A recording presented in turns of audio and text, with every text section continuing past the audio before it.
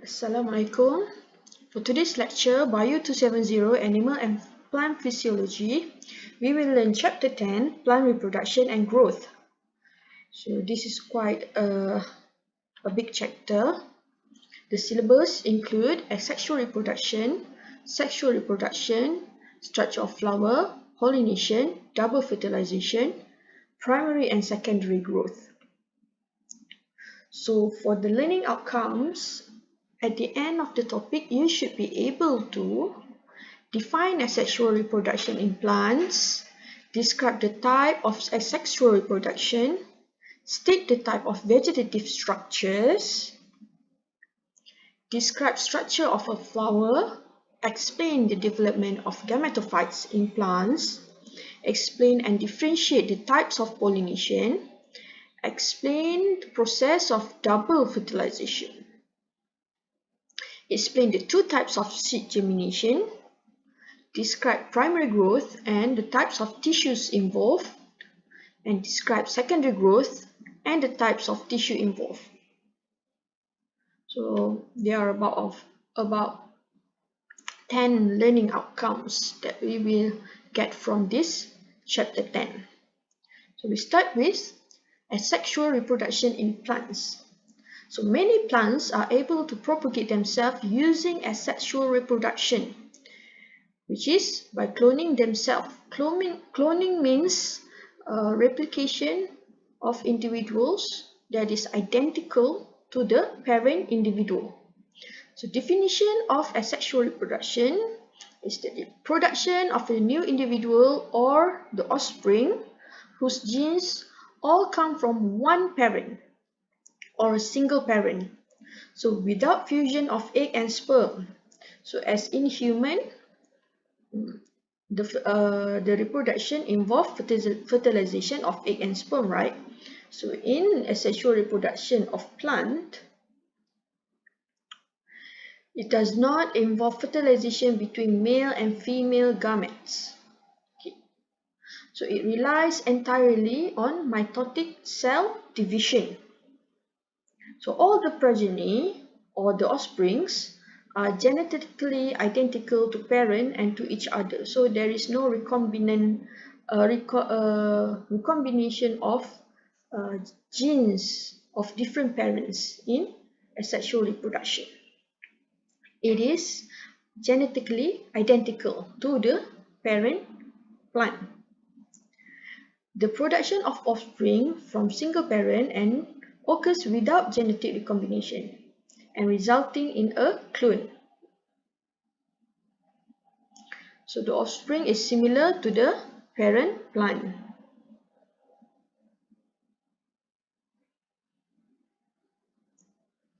So there are different types of asexual reproduction in plants. First one is apomysis. You can find this in some citruses, certain grasses such as Kentucky bluegrass and dandelions. Natural vegetative propagation. The third one is artificial vegetative propagation. Fourth one is sporulation, which can be found in moss and fern, and binary fission, which can be found in algae reproduction. So for the mechanism of asexual reproduction in plants. So the first one is apomysis, can be defined as a form of asexual reproduction in plant in which seeds are produced without pollination or fertilization. So a diploid cell means 2N. In the ovule give rise to an embryo. So the ovules mature into seeds which eventually disperse.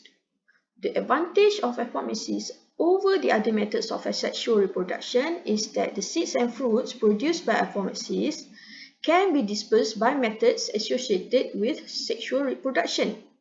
So this can be dispersal by animals or wind. For example, some citruses such as lime, lemon, certain grasses such as Kentucky bluegrass and dandelions.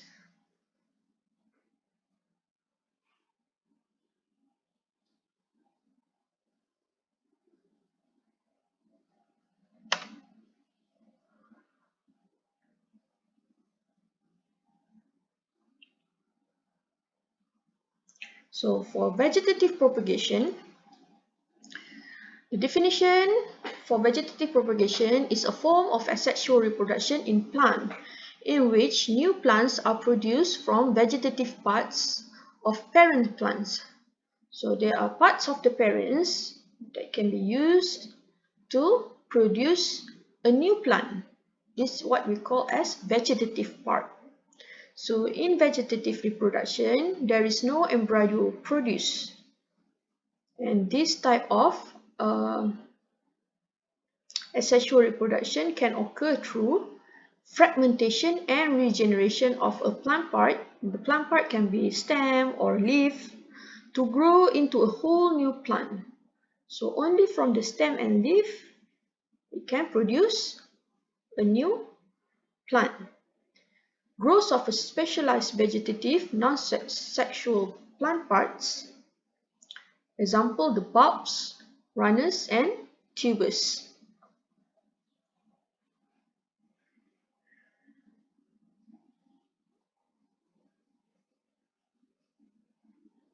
So for the mechanism of fragmentation, separation of a parent plant into parts that develop into whole new plants. This is common form of vegetative reproduction. So root system of a single parent give rise to many adventitious shoots that become separate shoot system. So from a single parent can produce a couple of new plants from the fragmentation mechanism. Vegetative propagation can occur naturally or artificially.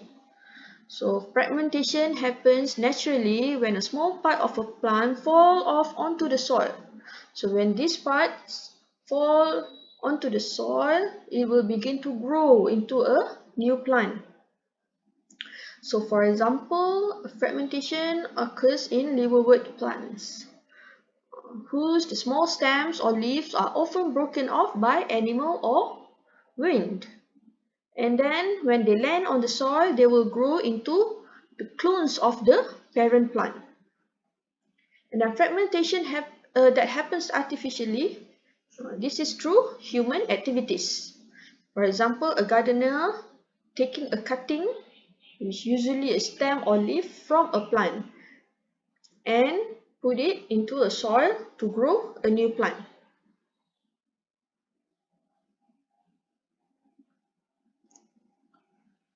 So there are numbers of vegetative parts involved in propagation. For example, bulbs, rhizome, corm, runner, stolon, taproot, suckers, stem tubers and root tubers, leaves and stem. So we will discuss about all these vegetative parts in details. First one is bulbs. Okay. It is a thick and short underground stems for food storage.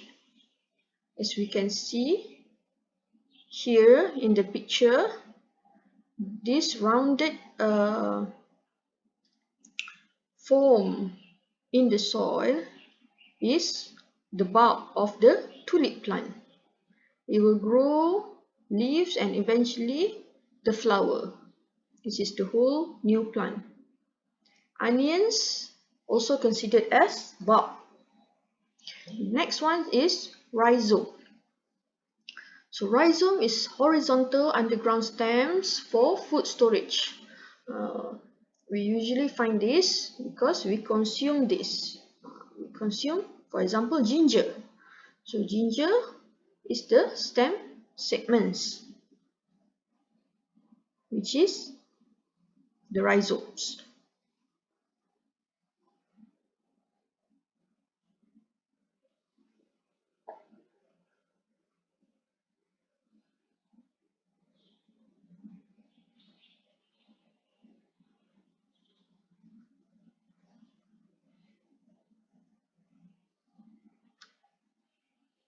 Okay, for runners and stolon, it is a horizontal stem that grows along the surface of the ground. So instead of growing inside the soil, runners, it grows on top of the soil. So for example, strawberries. Strawberries has runner on top of the soil. And then it will grow buds to form a new plant. This is from the main plant. And then taproots. Taproots is swollen food storing taproot. So, for example, carrot and also radish. The white one is radish and the orange one is carrot. It grows in the soil. In the vegetative structure is part of the root system, the taproot.